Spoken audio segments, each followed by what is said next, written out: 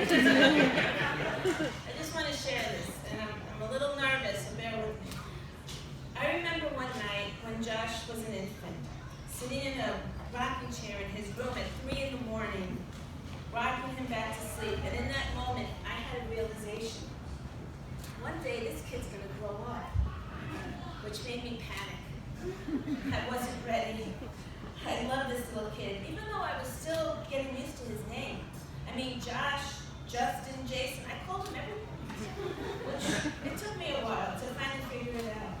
Anyway, Josh was as sweet as can be, with lungs the size of all outdoors. Man, could he cry.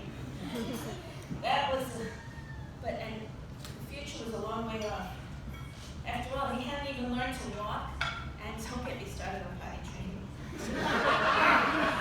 My firstborn, I can remember when the nurse said, "Monica, it's a boy." And I said, "What? You mean it's a girl, right?" Because I didn't know what to do with boys. But I was ready for a girl.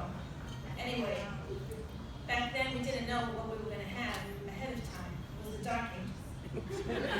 So, yeah, it's a boy. So here I was, a few months later, cradling this little kid in my arms with his beautiful head of hair. He always had beautiful dark hair like that. So handsome. And I said, "Hey, don't worry. The future's a long way off." Wrong. Josh's childhood whizzed by like nobody's business. I've seen eggs take longer to boil. Sunrise, sunset. Gary, you know what I'm talking about. As fast as the years went, there are things that I remember about Josh. Like, he was always a proper child. I mean, he was a baby in his high chair, and he would take his napkin and wipe his face after every bite of his mashed green beans. He was fiercely independent. I know this because early on he rejected his crib and would cry at the top of his lungs every night until we got him a twin bed. That's all he wanted, was a bed. He was 2 when I took him to the movies for the first time. He saw Snow White and the Seven Dwarfs. He became obsessed, not with Snow White, and he couldn't care less about her. But with Sleepy, Bashful, Happy, Doc, even Grumpy. Every one of them had a place in his heart, and even on his bed. A few years later, it was Ghostbusters. He and his friends would dress as the Ghostbusters and run through the neighborhood with their little ghost trapping devices. I guess, they were hunting ghosts. There was also the Teenage Ninja Turtle period. At daycare, his teacher one day said to me, "Josh was a special child." And I said, "What?" And she said, "No, I don't mean that. I mean, he possesses a quality. He's empathy." And at the time, I didn't understand what she meant by that. But when she explained how he was the one who would greet the newcomers to the school and show them around and take them under his arm, I understood, and it made me very proud. Then kindergarten. I cried on the first day when he got on the bus and he left for school. Just like that, he was gone, my little boy. As the kids got older, I didn't let Josh or Sarah watch MTV or reality shows. I was against them. Instead, they watched I Love Lucy.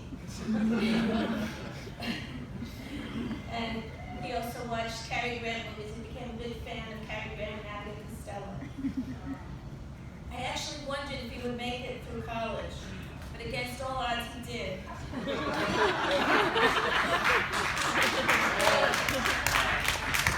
Though he forgot to tell them that he would be walking at graduation, and he was finally going to graduate.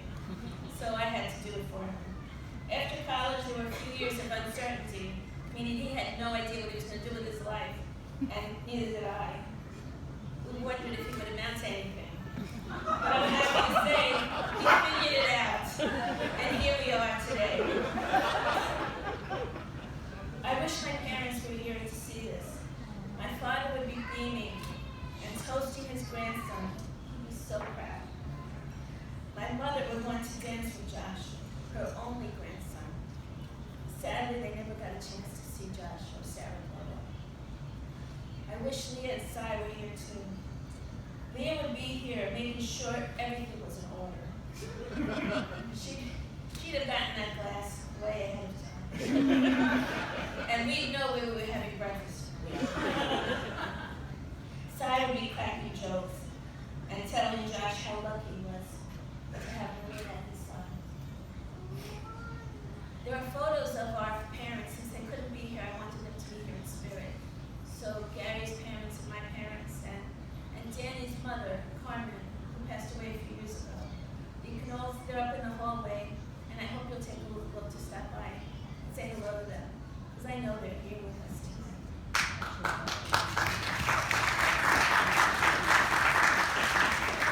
Momentous celebrations like these are not the same without any of them. And I know it would have meant so much for them to be here. Sunrise, sunset. How quickly the years pass. It's been many years since I rocked this little boy in my arms. But look at him now. I'm so very proud of him and the man he's become. And how, with Merina at his side, I know